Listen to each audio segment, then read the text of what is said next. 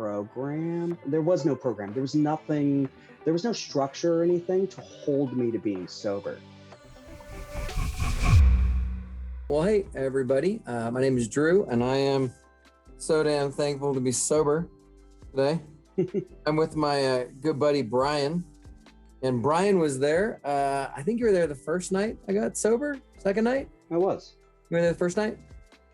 Pretty sure it was the first night because our friend Bo said, hey, I got a buddy I got a guy who called me. He might show up tonight. Can some of you guys make sure you show up in case some weirdo shows up?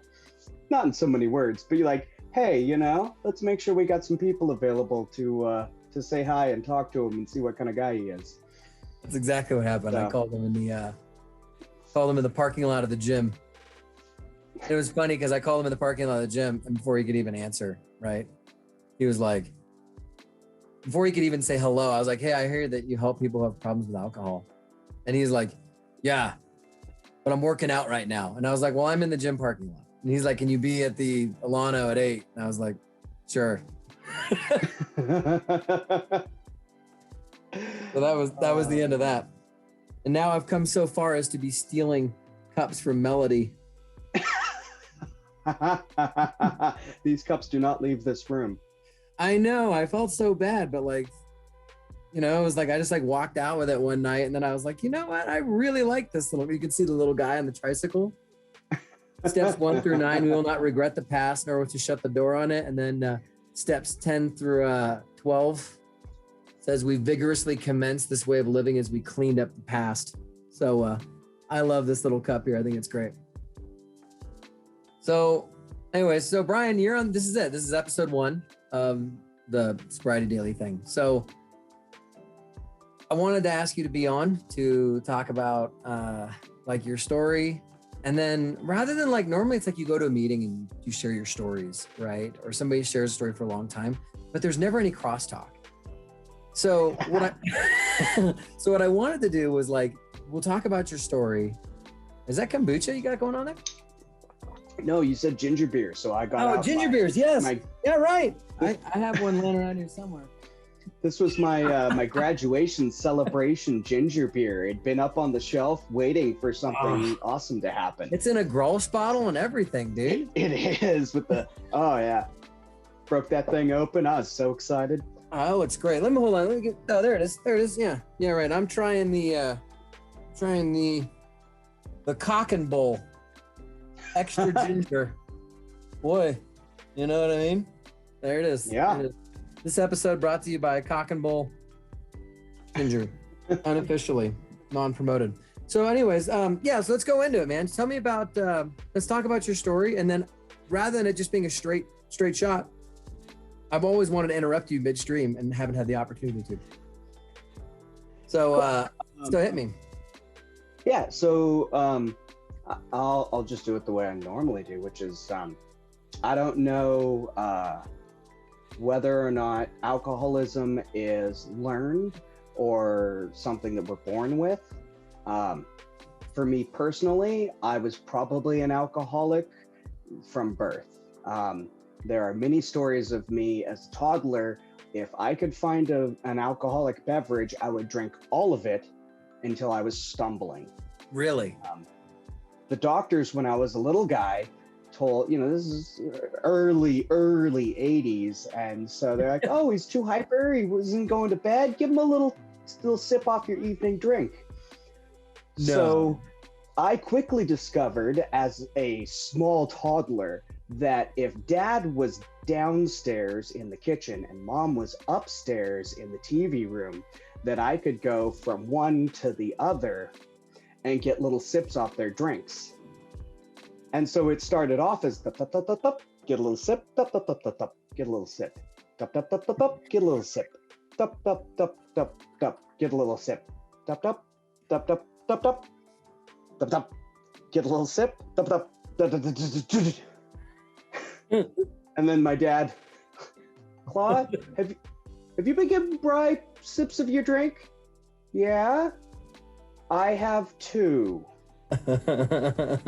So, granted, I couldn't get drunk every day as a toddler.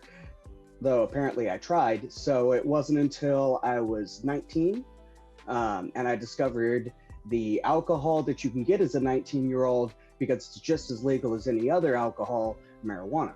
Well, hold on one So I second. did. I got to jump in here for 1 second. Just so my dad didn't drink alcohol, right? My dad was a fierce coffee drinker. Like, you know, one of those like 64 ounces of coffee and 3 lattes before 10 a.m. kind of guy. And I used to drink so much coffee when I was a kid. And I had always wondered if that actually, I don't know if that like changed me or like made me more ADD-ish because I had so many stimulants all the time. You know what I mean? But like I was a kid, man, anything that could change my state, alter my wherever I was, tons of sugar, tons of caffeine, man, I was hooked on it at like 2. Because he'd leave it laying around. I just grab it and pull it. As a little kid, I used to go and get spoonfuls of the brown sugar, and I would just eat a straight spoonful of brown sugar. And, you know, as an adult now I know, yeah, you catch a little buzz off of that when you're this big and you do that. Yeah, right. So anyway, so sorry to interrupt. So you're 19, smoking weed. Yeah, and I, you know, all right. So we crossed the line of alcoholism, other addictions, whatever. It's sobriety, man. It's sobriety. This is not AA. We are not booze oriented necessarily. Cool. So I bought $20 worth because I didn't know weights or anything. I just asked a friend if I could get $20 worth, and I got it in a little film canister because it was back in the day when you actually used film. Oh, one of those little like black film canister things? The black one with the gray top from back in the day. And I went behind the house. You really dated yourself with that one right there. Absolutely. So I got some papers I stole from work. I think I was working at the grocery store at the time. And I went behind the house after everybody went to bed. And I took 3 nugs and I put them in a piece of paper and I rolled that thing up and I tried to smoke it. And if you've ever tried to smoke 3 nugs in a piece of paper, it doesn't work out so good.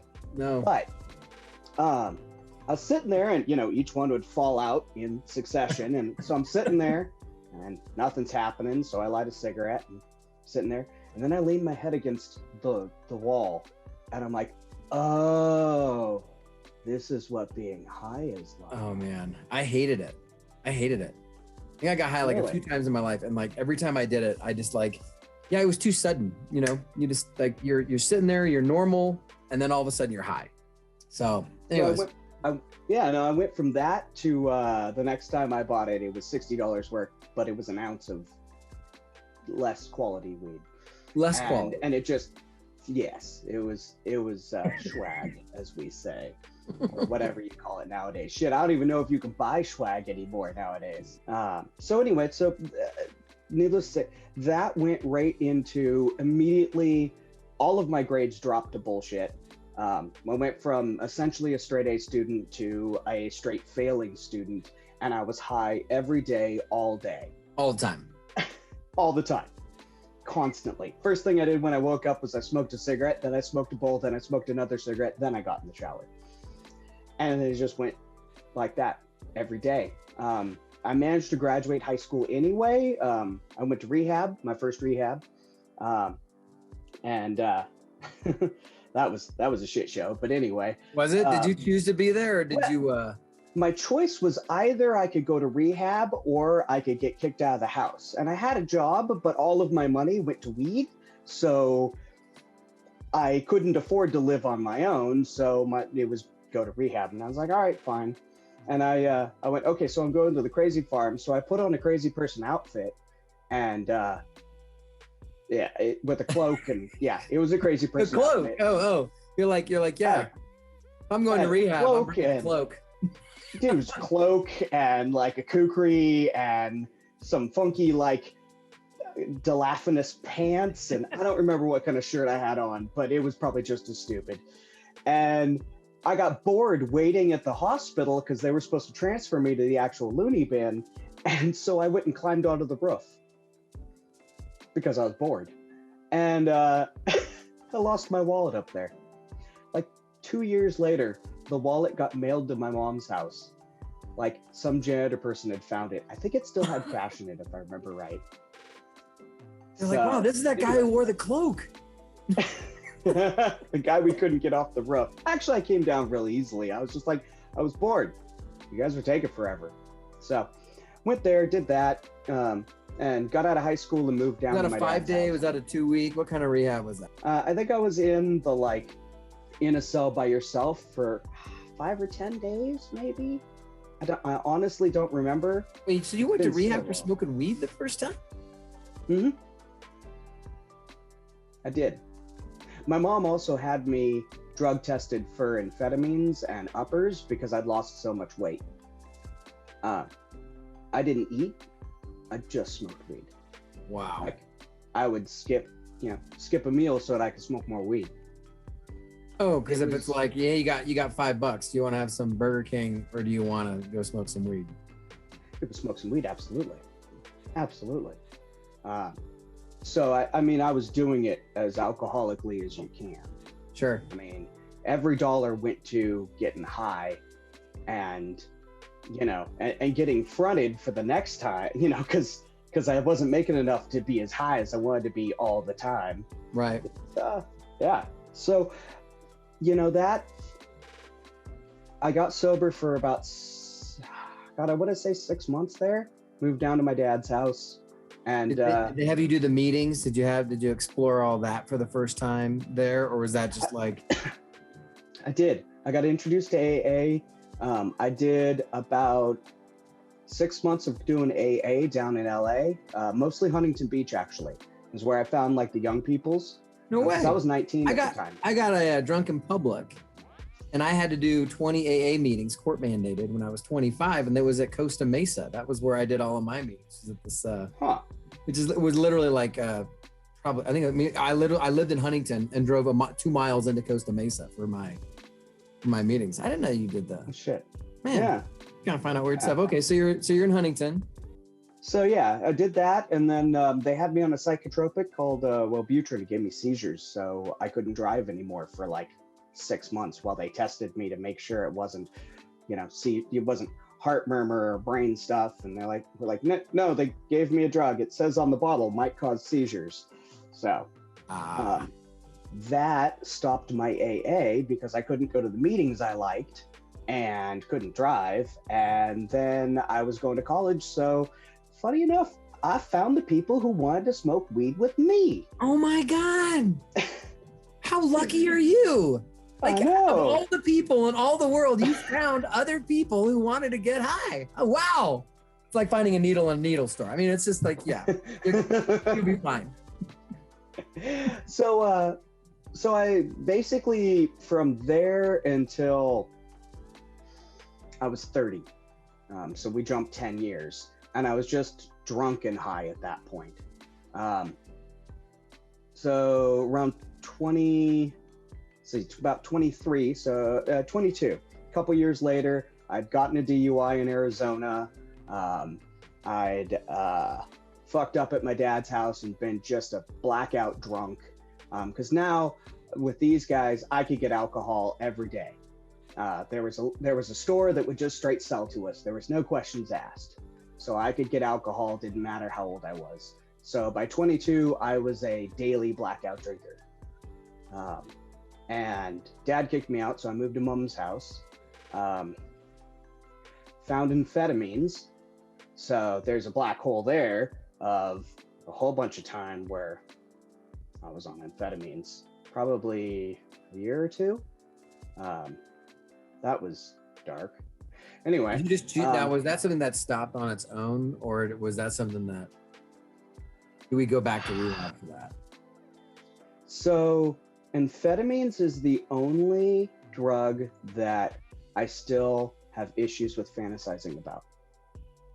Funny enough.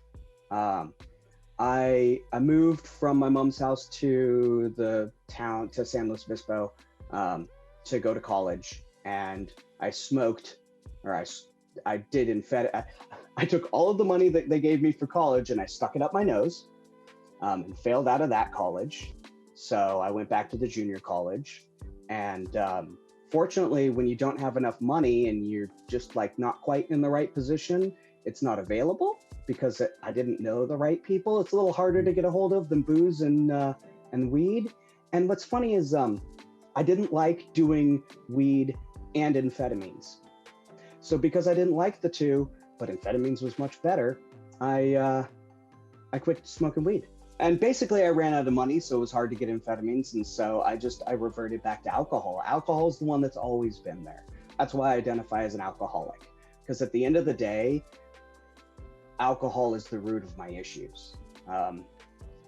So as an alcoholic, that's what I did. So I basically got stuck in slow as an alcoholic, just going from like working at dead-end job to trying to scrape my way through junior college at like 25 to like 30, and ended up working at a restaurant where, you know, doesn't matter how you are because it's a restaurant business. So at 30, I figured that I needed to do something about it. And mind you, this whole time, I was a fully admitted alcoholic and repentant. So you were an alcoholic. So for 2 years before I got sober, right? I told my wife, now wife, then girlfriend, I told her that I was an alcoholic and that one day I'd get sober, but just not today, you know? And, you know, and I don't remember if I said it jokingly or not, but I had taken the AA test. Did you ever take the AA test online? I did. I have. So I took it when I was like 24. I scored 9 out of 10. Yeah, but when I took it finally at like, you know, 31 or 32, I was like 10 out of 10 or 20 out of 20 or whatever it was. And I was like, oh man, look at that. And it's like, if you score 2 or more out of this, you're probably an alcoholic. But 4 or more, you are an alcoholic. And it was like, you know, the way that I judge whether or not I like, somebody asked me the other day, so well, how do you judge if somebody's an alcoholic or not? Like, if you're going to judge them. And what do you think is the easiest sign to know if you are? This is a buddy of mine who's kind of like sober curious. Is that a thing now? Like bi-curious? Well, they say sober curious because it's like, I'm sober curious. Like, I'm interested in being sober. But that's different than saying I'm an alcoholic. I have this thing inside of me. I digest alcohol differently. I process it. It'll probably kill me. I should probably stop. Sober curious is like, you know, I think I woke up in the wrong bed one too many times and maybe I should slow down a little.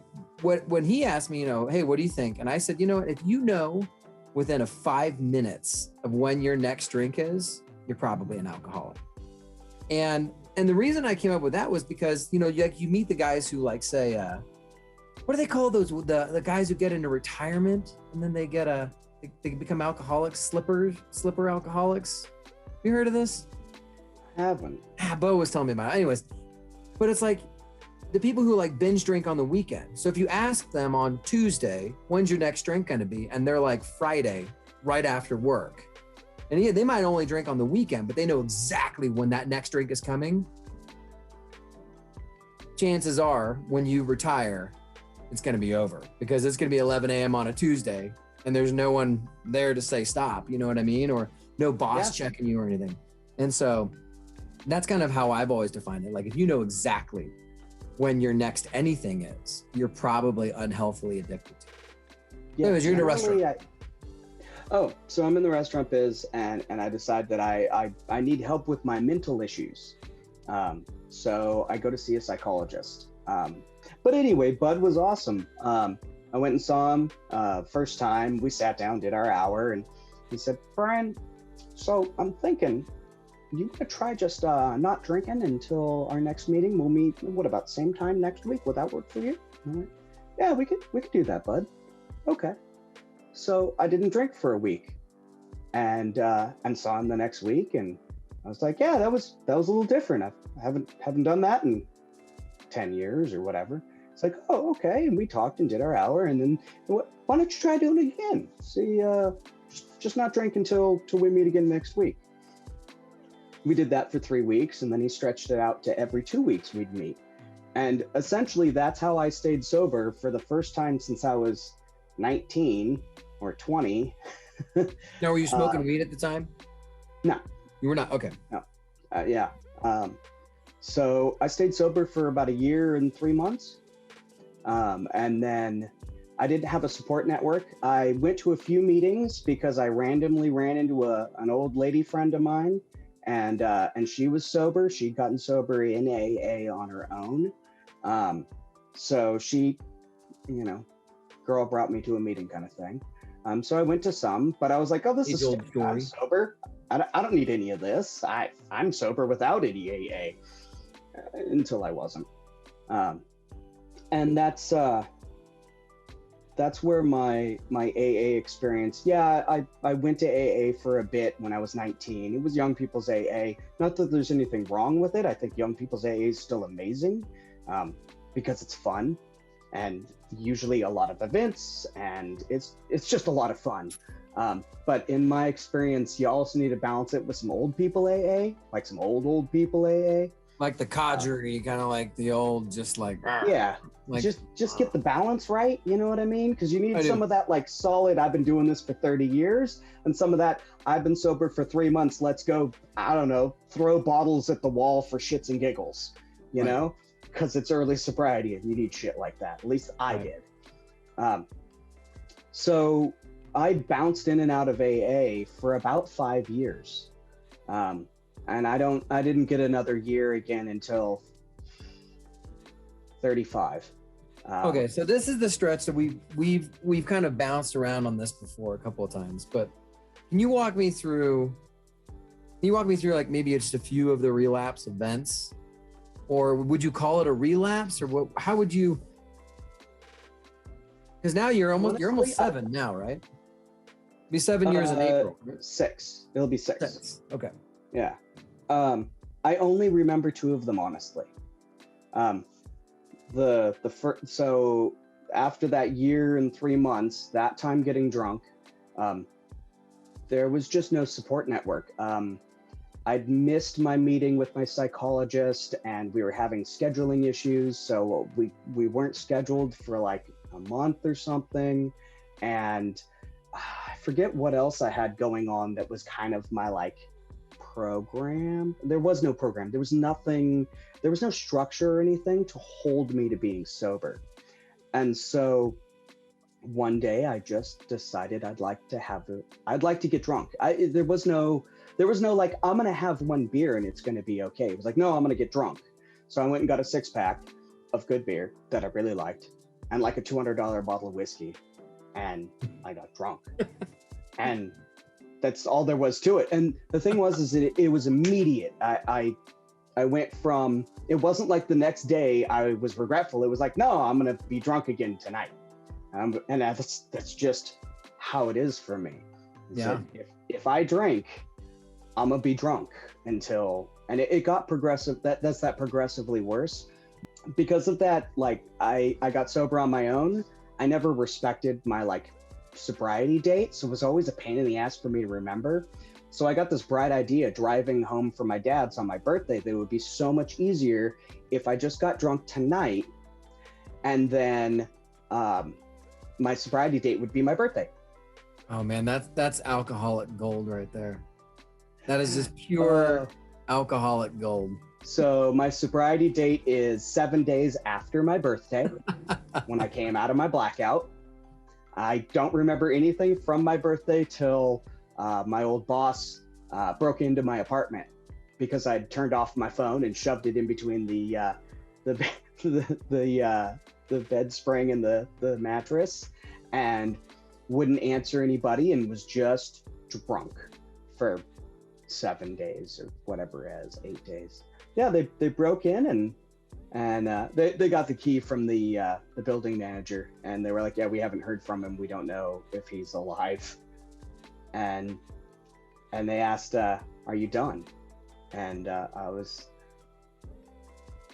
in a compromising position, shall we say, at that point. Like, I had to push bottles out of the way to get it to the door, and clothing wasn't a high priority, or hygiene. I don't know, but they told me.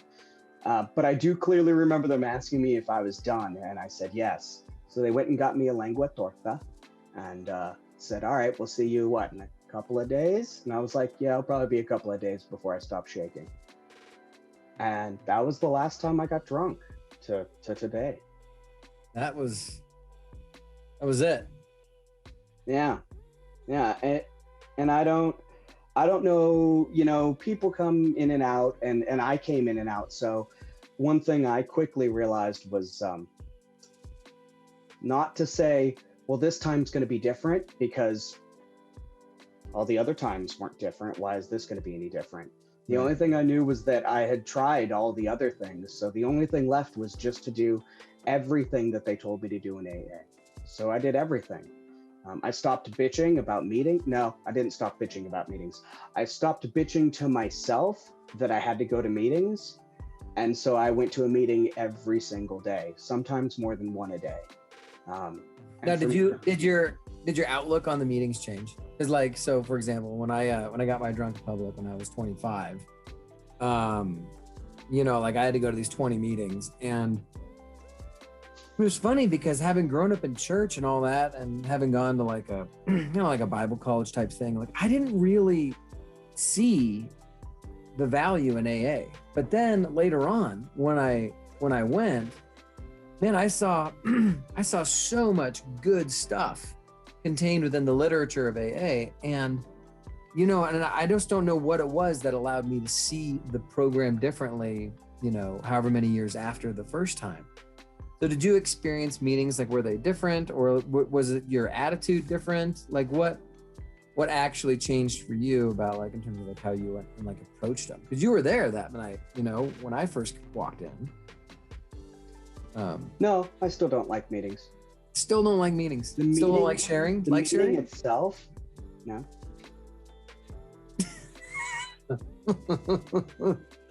I go because I have to. I brush my teeth too. I don't like brushing my teeth. I do that shit every day too. Yeah. I was fortunate. Those 5 years of like in and out of AA and checking it out and meeting people, it afforded me time to meet like-minded people within the AA culture. So it wasn't just, you're like me because you're trying to be sober. You've been sober for a long time. But like, oh, our personalities actually mesh. I really actually want to hang out with you, period. So I always call it like junior high. Junior high, you don't want to go to school generally, but you get to see all your friends in between classes. So that's what it became. Was for me, it was critical was that a group of people, there were several meetings I went to, that there was a group of people who would go out to dinner afterwards. And that was huge. That was massive. So yeah, and you guys, what you guys did for me, like how Bo called you, and I'm sure he touched bases with a few other guys, if you guys weren't all there and I wouldn't become friends, if I didn't become friends with you guys, I'm not sure that the meeting all by itself would have been sufficient. In fact, I think it would have been mostly insufficient. But the meeting before the meeting or the meeting after the meeting, right? And I remember one time I got all super like shaky, and I was just super irritated, and I called my sponsor and I was like, dude, what's going on? He's like, man, you need a cookie. It's like, he's like, your body is so used to having so many carbs, like just go eat a cookie, and it's like, you can't say that in a meeting. Like just be like, hey, like I'm shaking and I'm like not really sure what to do, and I'm really irritable all the time. And and I'm always gonna jump over there and just be like, hey, you probably need to have like keep some like emergency jelly beans in your pocket. You know what I mean? And that was like an actual thing that really helped me. But it's because I actually had someone to call, right? Yeah. I remember calling you a whole bunch of times, being like, hey, like let's go for a hike, like random question, and yeah, absolutely. But it's funny because the meeting does provide some sort of structure or some sort of format, or just I always say I don't like meetings, and I don't actively dislike meetings per se. They do feel like a necessary evil to me. I got a lot more out of them at the beginning, and I have to remind myself when I go to meetings now that it's not my job to get shit out of them. I'm giving back now. Right. So you know, the truth is that there was a lot of stuff that I got from meetings, but a lot of it was, my sponsor telling me something like, not just the don't listen for the differences, for the similarities, that shit I knew, but when you sit down to a meeting, listen for the one nugget of gold that you're going to find in that meeting, because you may sit through 45 minutes of people talking out their neck and just running their mouths, but somebody will say something worth hearing and remembering. Listen for that. And if you're what I found was if I was listening for that, then I was listening. And so not only did I catch that one or maybe several things, that's how I judge the quality of a meeting. How good is the meeting? Well, how many nuggets of truth did I find? So, how much, and this is not to disparage upon anyone who goes into a meeting and just spills their guts, because sometimes that's what the meeting needs to be, Mm-hmm. And there's space for that. Reasonable amount of space that sometimes needs to be cut off, but there is space for that. And, we accept everybody. And that's one of the things I really love about it, is everybody generally, everybody just kind of accepts you. That was a huge thing. When I came back that last time, from one more time going out getting drunk, one of the guys, as I was just coming in, he saw what condition I was in, and I sat down behind him and he just did this. So he gave me a little fist bump. That was it. And that was massive. It's funny how that little tiny fist bump of, behind, like not even looking. And that like, we're glad to see you here. No questions asked, no judgment, no nothing. Just, cool, man. It's nice to see you. That was huge. Yeah, that's one of those things that I know, like for me, like if I see somebody in a meeting and then they go out, then I see him back 6 months later. Hey, what's up? Like, no judgment there. Like, I don't think anybody who's truly an alcoholic could judge somebody for going out. You know what I mean? Like I think it's always understandable. I mean, you and I, we got a friend who, 9 years, 361 days, right? Yeah. Nearly like 4 days away from a decade and just not back. Oh, you're thinking of him. I'm thinking of somebody else. Actually, I know more than one person like that. Oh my, see, that's crazy. See, you want to look and you want to say, right? You want to say, well, that's so crazy. And you know what? I look around a lot of meetings and I don't see a lot of people with a decade. You know what I'm saying? So like, I find that there's like a 1 to 2 year group. And then there's like a 10 years and up group. And then there's this gap that's like 2 years to 10 years. And there's just not a lot of people. It's like a weird sobriety wasteland. You know what I mean? I've got this theory that's for every one drink you have, you're 10% less present. Right? So if you've had 5 drinks. 10 drinks, I'm 100% not there. Yeah. 10 drinks, you're 100% not, you in your conscious mind, you're 100% not there. And the goal for like most people when they drink is like, so say you're at a party, but you don't want to be at a party, right? It's like a lot of people in high school. So what happens is they drink until somewhere in the middle, they're not present enough or they don't care enough or something so that they feel like they're of a single mind. They're kind of like united through lack of existence. You know what I'm saying? Because you can I love that. Be united by lack of presence. If only 10% of my friends. Well, I'm just thinking like, I think the average person's somewhere between 2 and 70%, or 20 and 70%. So between 2 and 7 drinks. And everybody I like to drink with was 10 plus. Oh yeah. That's because at 12, you might as well be the guy sitting next to you, honestly, Yeah. So that's kind of how I've always looked at it. It's like, I don't want to not be present. You know, either I can be an adult and I can leave, right? Or I can, you know, or I can just go and like, you know, try to figure out what's going on. But one of the things I've found to be really weird, nobody ever gets mad at somebody who they meet at like at the gym or whatever, and they're in really good shape. Nobody gets mad at that person.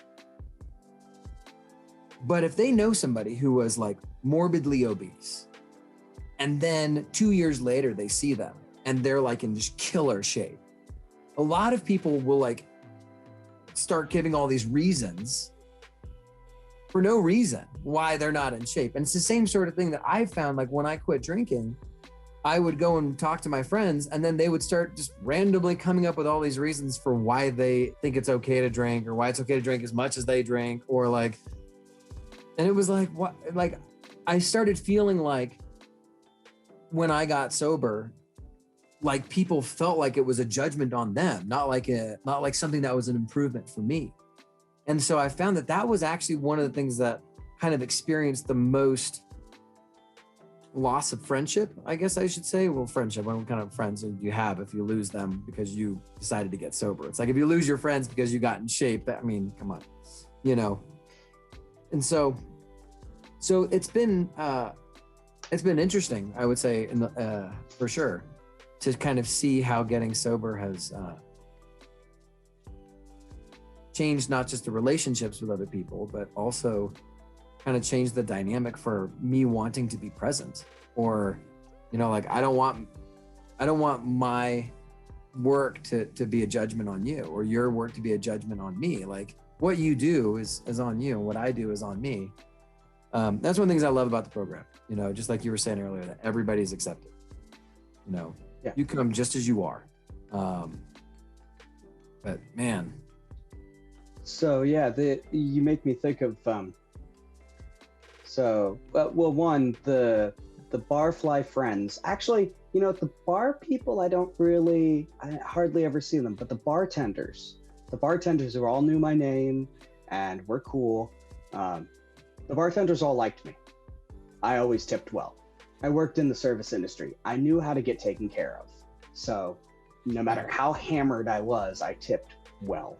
So anyway, so all of them who I've seen now that I'm sober are always like, you look great. You look like you're doing great.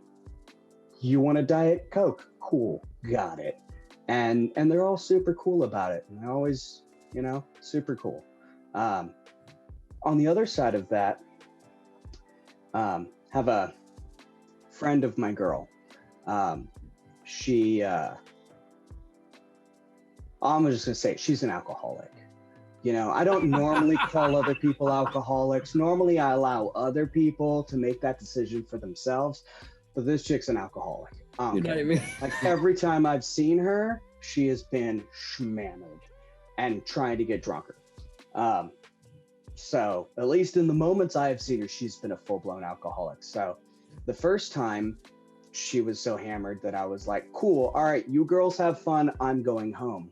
And the next time she came over to play games at our house and again got that hammered almost immediately.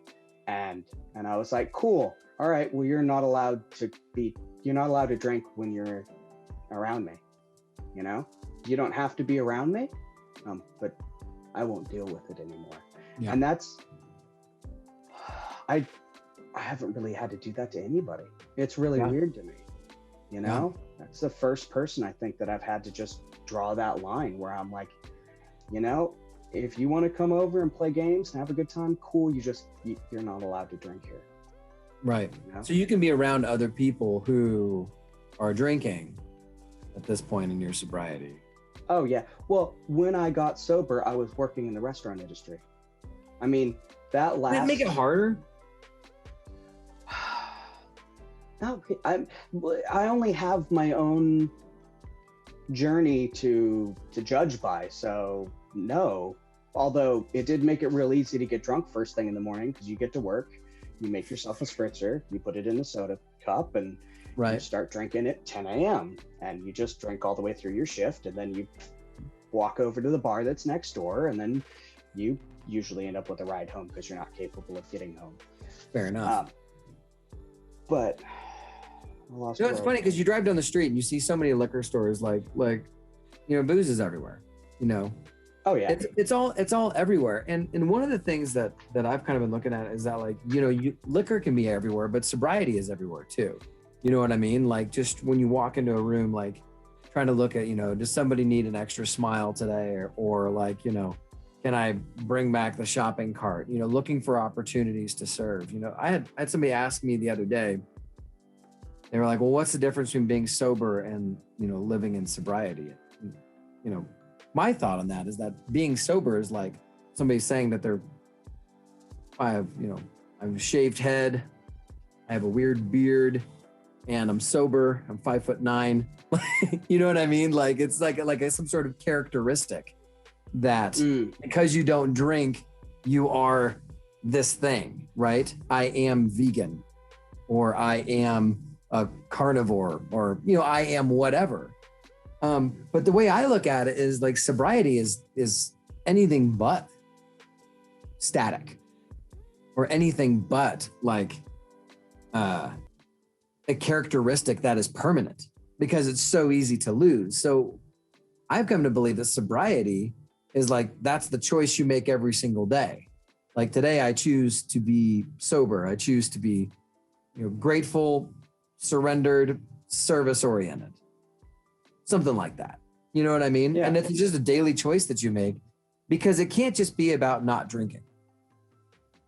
You know what I mean? Like that's just not, I suppose it's probably good enough for some folks. But just not drinking, like I needed a reason beyond just not drinking for my sobriety to really click,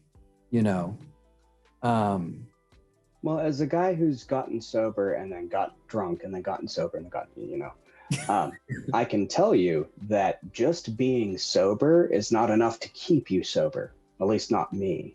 It's not. There has to be more than that. And when that first, like when I got sober, that basically the first time, in 2010, stuff started going so good so fast. I went from barely being able to pay my bills to having just so much money I didn't know what to do with it. I bought all the toys I wanted. I didn't have crazy, I wasn't crazy rich, but the change from trying to figure out what to do with that last dollar and searching through the couch for change to, oh, well, I'll just go buy cartons of cigarettes because it's convenient to just have the carton rather than buying one at a time. Or I'm going to fill up my tank with gas rather than put a gallon in. Yeah. Oh, I paid my insurance. Oh, I got my license back. Oh, I got, all of the things. All of them. So were you looking at those things, or what was keeping you? You're going to all your meetings and you're making some friends, but then like, were you actually actively thinking like how to serve, or were you thankful to be sober? Where were you at? Like, where was your heart at during that first 6-month stretch there? The 2010, just seeing a psychologist, I rarely went to meetings, occasionally. And really it was about getting a life. I didn't have a life. I mean, like I was barely holding down a job as a dishwasher. You know what I mean? Like I was at that level where, so, like I couldn't keep a bicycle. I would lose them. They would just disappear because I blacked out all the time. Like I had nothing. I had, no self-esteem. I mean, so you got a lot of stuff back as soon as you jumped in, like in that first year and 3 months. So did you like wind up like getting everything and then losing it and then getting it? Like, did you do like that number, or did you? No, I think that also probably didn't help, was that once I got sober for long enough that I could improve my position, make more money, deal with health issues that I hadn't dealt with in years that required surgeries and stuff, all of a sudden I was in this great position. And then I think I kind of leveled off. It's one of those, you keep on getting the the serotonin bumps and the endorphin kicks of all of these good things happening. Good only happens for so long. Eventually something bad happens. Nothing particularly bad happened that caused me to get drunk, but the good things happening, the like increasingly better and better and better things, just leveled off. And it was just right. That it not only did it become normal to be sober, but my position in life of comfort had become normal. And I think that normalizing without any kind of program of trying to better myself was what happened. Yeah, man. I haven't told you this story yet. So my birthday was last week, right? My birthday was the 29th. And I took my cat in. Remember my cat? My old fat cat? Yeah, I took him in. And yeah, dude, he died on my birthday. What? And yeah, he got like a urinary tract infection, and just, we took him in. We had taken him in 3 days in a row in the vet, basically. So we go in on the night, like my wife had just made this lamb, we go over there with the kids to like say goodbye to the cat. Like that's like, and it's like, it's like coronavirus, and then it's like you're trying to have a good day on your birthday, and then like, your cat dies. Of course, my wife's just devastated, and I'm trying to like hold it down, right? And then like, a couple bad things at work happen, and then a couple nights ago or whatever, like I was just sitting there, and like I went to, you remember that pub that we went over to where we got the burgers and stuff? So I go over there, and I'm just there to like pick up some food, and I just looked over right across the bar, and there's this kind of weird like bottle of whiskey that like just doesn't really exist in most bars. And my first thought was, you know what, if I was to go, that's what I would do. And then I like basically was like, wow, man, that bored, huh? And it was just hard because things don't go up and up and up. You're right, they don't. They plateau. And then your sobriety really does have to become about choosing. Like I was saying, like for me, sobriety is waking up every day and choosing to be grateful, service, surrender. And I don't know which one's more important. I don't really care. You know what I mean? Doesn't matter. No. Those are my 3 pillars of sobriety. And I think if, for people who like watch the channel, like I'm like a broken record. I wake up every morning and it's like you just spin the 3 wheels, and which one of the 3 do you want to talk about? Let's talk about all of them. But yeah, it was hard, dude. It was really hard. And it's been a tough year for me personally. I suppose one of the reasons why I really started doing this, like I want to just chat with my friends about it. I want to talk to people about being sober.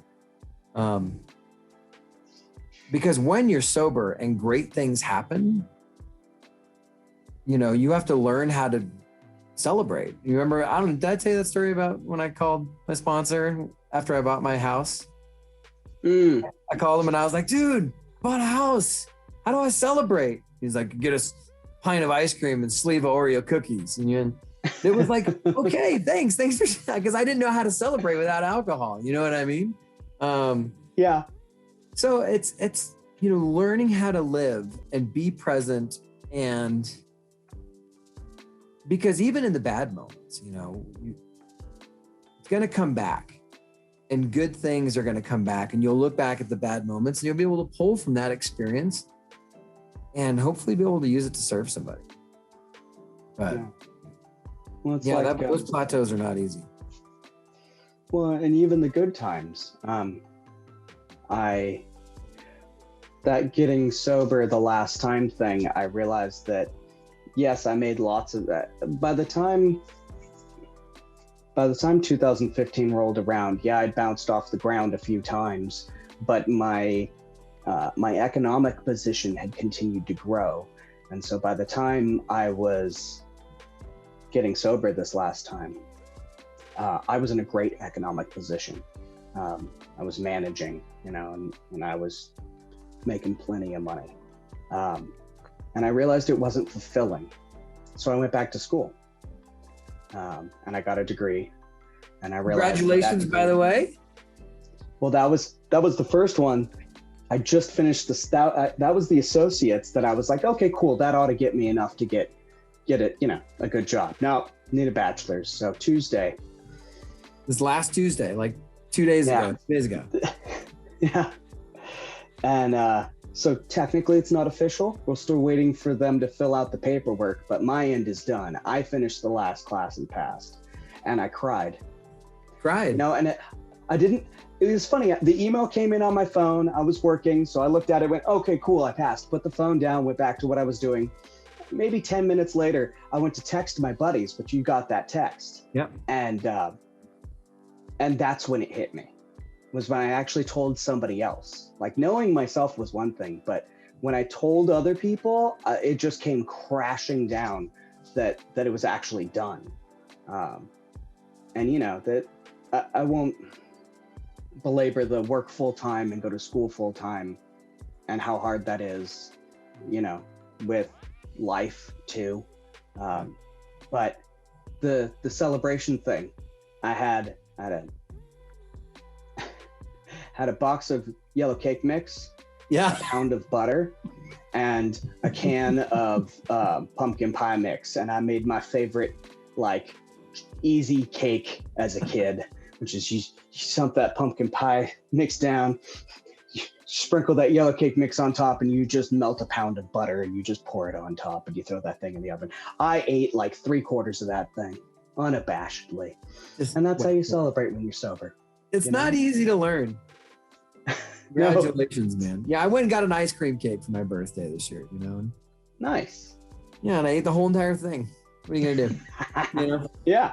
I'm not ashamed about it. So yeah, it's been really good to have you, man, for the last couple of years. I turned 2 in 7 days. Dude. 7 days, man. 2 is when I started to stop being so emotionally unstable. For me, the first couple of years was incredibly emotionally unstable. It was very difficult to deal with all of the feelings. And my girls watched me. She would see, and she came later, but she saw like 3 years sober Brian, and he would have moments where he would just stop, and I would have a face. I don't know what that face is, but apparently I have a face. She would look at me and she'd go, "You're having a feeling, aren't you?" And I go, "Mm-hmm." And she'd go, "You don't know what it is, do you?" And I go, "Okay, I'm gonna go over here. I'm gonna let you just sit in that for a while."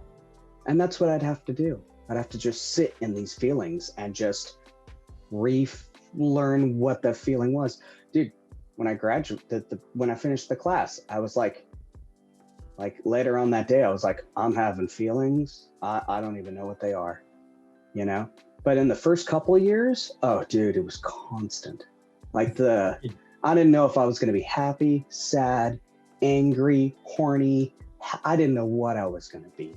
The only thing I learned by 2 years, what I learned was that it didn't matter how I was feeling right now, because it was going to change. Oh man, when I first heard you say that, there's a few things that people said in early sobriety, and that was one of the things that I heard you say, I think the Wednesday night newcomers meeting. I think I heard you say that you had to learn how to feel feelings, and that you realized that one day you'd have feelings and that they would eventually go away. Because for me, I believed and lived as though every feeling I had was permanent. I mean, I remember coming to you and saying that, like being like, dude, every feeling I have, like, I don't even know how, when I would have a feeling, I wouldn't even know how to think or even imagine not feeling that way. right? And that's one of those things I think you do get in meetings, you know? Yeah. You might have a friend who might say something. I heard, you know, Paulie? Yeah. I heard, sorry, with a weird accent there. He's New England guy. Paulie. He said, you know, I never worry about what I'm going to do tomorrow or the next day. I just worry about doing the next indicated thing today. And he's like, and sometimes I'm crazy and weird but usually it's like I pay a bill and then I get up and I walk over and I do the dishes. And then maybe I have to take a piss. So I'll go take a piss. He's like, I just do the next thing that's on the list of things to do. And he's like, and now I've got a pretty great life. And, you know, and those are the kind of things like what you had said, Paul had said. Man, last week, no, it was like 3 days ago during this cat birthday, whatever incident. I literally shut my door in the garage and I was like, man, well, this feeling won't last forever. And it helped me to accept the feeling too. Because I knew that it wasn't permanent, I could actually, I don't want to say enjoy the feeling because it's not the right word, but I could appreciate the feeling. Is that right? Yeah. Right? Okay. For me, it's the surety that no matter how intense this feeling is in this moment, that I don't have to live with it forever, that it will go away on its own, you know? So do you ever think about when you're happy and you think, oh man, I should enjoy this because it's going to go away? Or do you like approach that mostly with like what you'd associate with a negative emotion?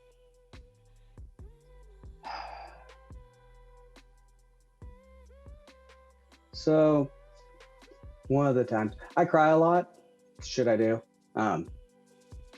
Usually it's happy crying now. It's almost always like happy crying at the end of cartoon movies, shit like that.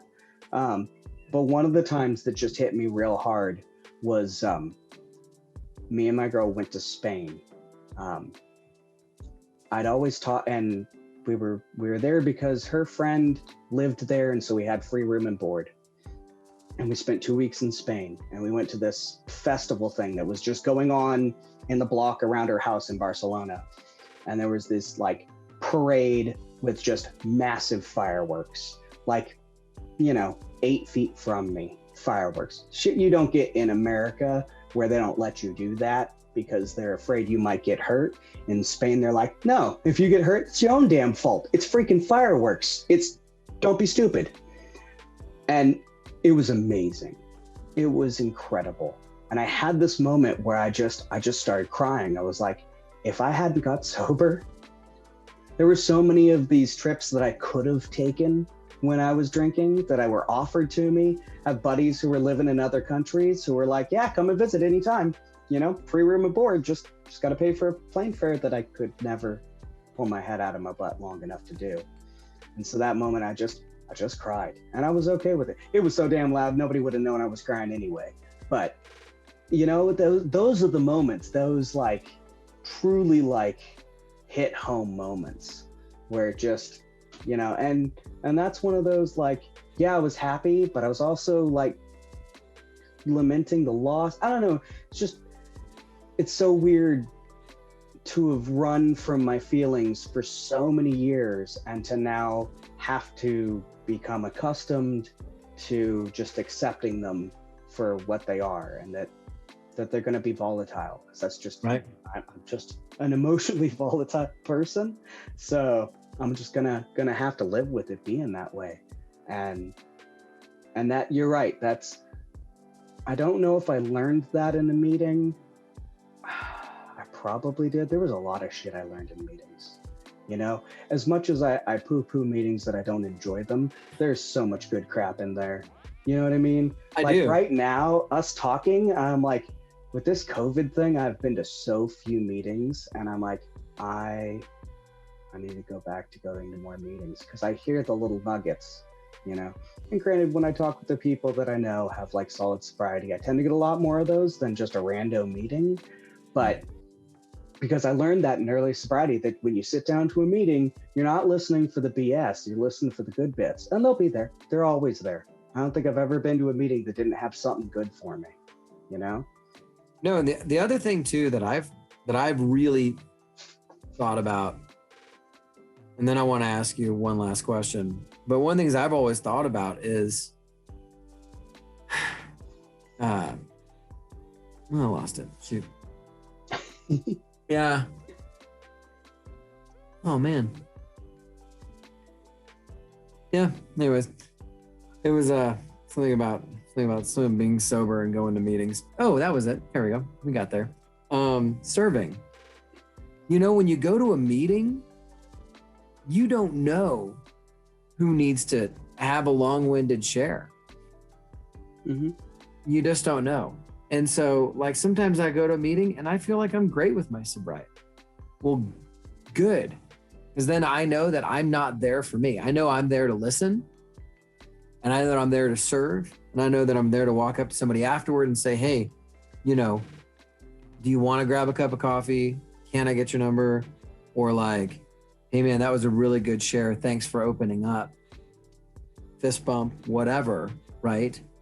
Because every meeting can't just be because you are awesome and you want to get something good out of it. And me, and I, and every meeting is about me. Like, you know, if I get one good thing out of a meeting, that's great. But my hope is that I'm going to a meeting with the intention of seeing who I can serve or love on today. And I've found that for me, that's what helps keep me listening. Because I'm like, okay, like this meeting, it may or may not be for me. But then there's some meetings when all of a sudden you start sharing, all of a sudden you're like, wow, this is for me today. I'm a wreck. Like, I know it. I'm just a train wreck today. I think that's happened a couple of times. And it's always at the men's stag on Friday night. And they're all, you know, it's like, I never cry in any meeting except for that one. And it's the one meeting you just don't want to cry in. And it's always the meeting because like, you know, it's like, there's all these like dad characters, you know, and I'm always like, you know, oh dad, blah, blah, blah. You know, and it's true though, but those guys at that meeting, they're the old codger guys, you know, they really, I got a lot of my sobriety DNA has their kind of weird brand of sobriety that's become my brand of sobriety, you know. That Friday night in San Luis Obispo probably typifies what I consider the two things that I require from meetings. And there's two meetings that happen on Friday night. There's either the big speaker meeting that everybody goes to, and then everybody goes to dinner afterwards, and it's a big social event. And then there's the grumpy old man meeting where there's going to be some solid goddamn sobriety. And depending on what I need would decide which way I would go. Do I need to socialize with my people? Do I need to have that interaction with the other people that get me, that just accept me for the alcoholic I am and the weirdness and just love me because? Or do I need to have some serious solid sobriety? Right. And those are the two things I think that really held me down to keep me sober, was that social aspect of, these are my people, I have friends here, you know, these are my people, and I can socialize and learn to interact with everybody else in the world from just my microcosm where I'm accepted to fuck it up every time, and it's okay.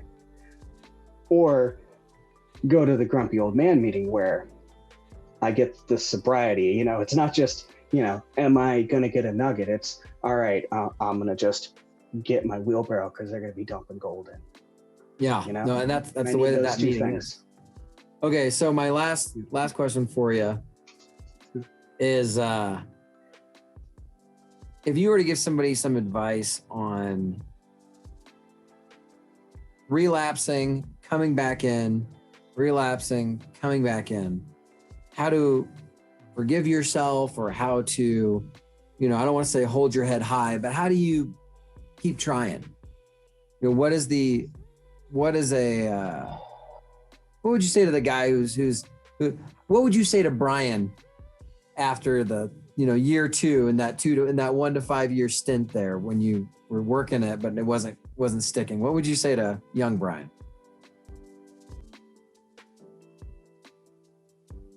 Me, what I would say to him,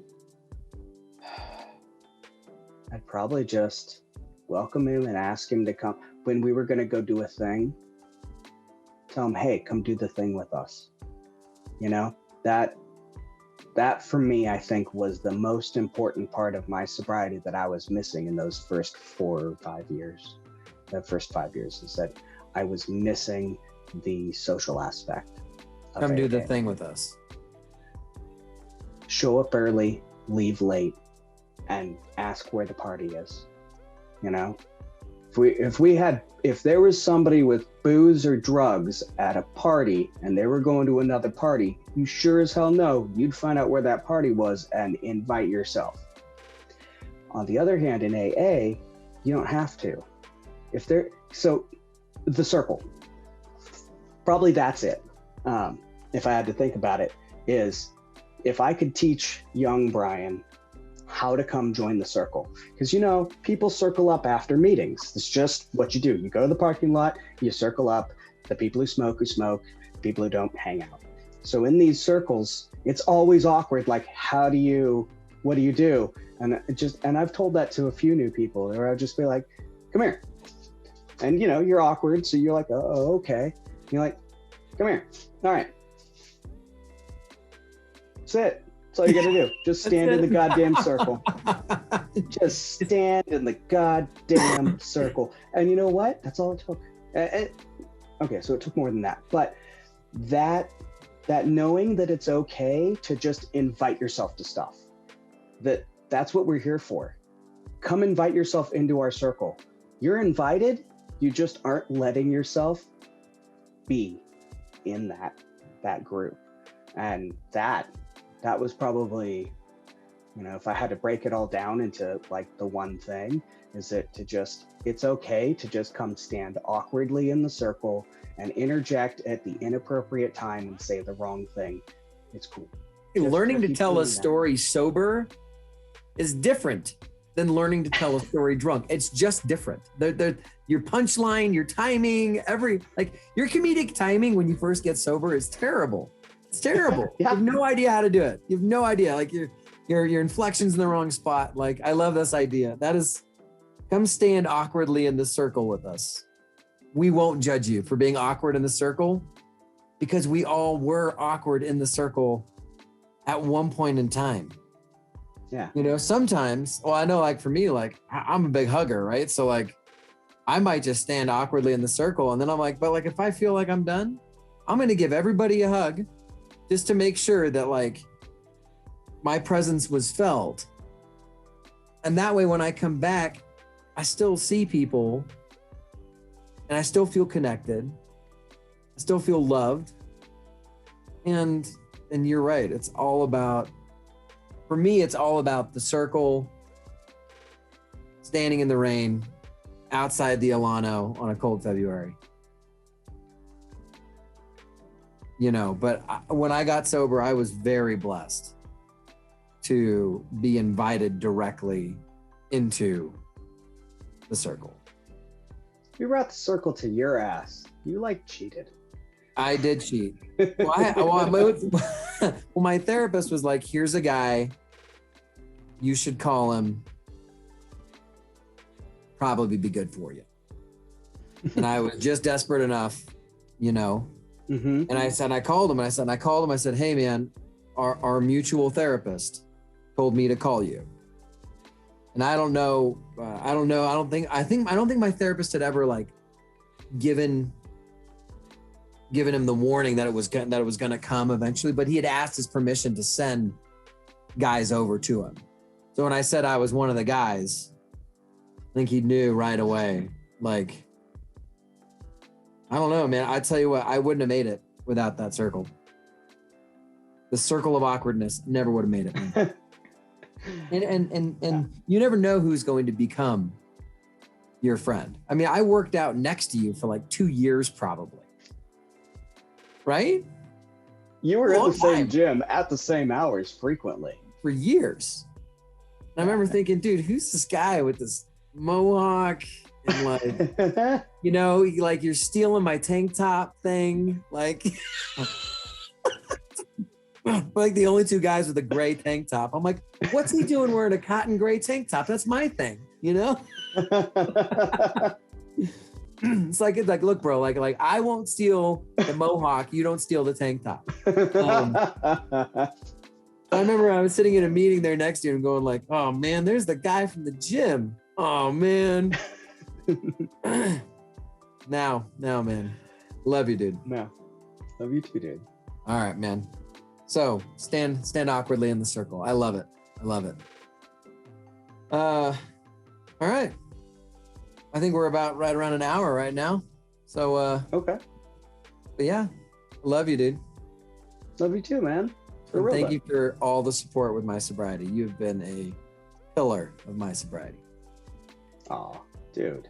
And I appreciate you. I get the opportunity to watch you go through your journey, which is so different from mine, but just wonderful to see. And you know, now I heard old assholes saying that shit in meetings, and I'm like, oh, fuck you. That's stupid. Now I'm like, oh, okay, I get it. Yeah. But you know, to be fair, I did a lot of abusing myself during the time where they were saying that. So they got to watch me do the thing that reminds them not to drink. You know, that's the beauty of a newcomer, isn't it? Mm-hmm. Newcomers should never be embarrassed about being a newcomers, because old people and people of all ages of sobriety, it is really nice to see you and to really realize what I don't want to be. So thanks. Welcome. Yeah. You can look forward to seeing new. a newcomer. Yeah, just, yeah. Anybody and everybody in AA should be welcoming to the new person, and unabashedly and unjudgmentally. And if you find they are judgmental, then just, they don't need to be in your life. I know that's how I feel. Find a new meeting. Yeah, they're not doing yeah, they got their own problems. Yeah. Remember, we're all flawed. We're all broken people, you know, just trying to do our best. So that's true. Just, that's, goddamn. Well, hey, man. Keep coming back. Keep coming back. I love you, dude. Love you too, bud. All right, man. We'll talk to you soon, all right? Cheers.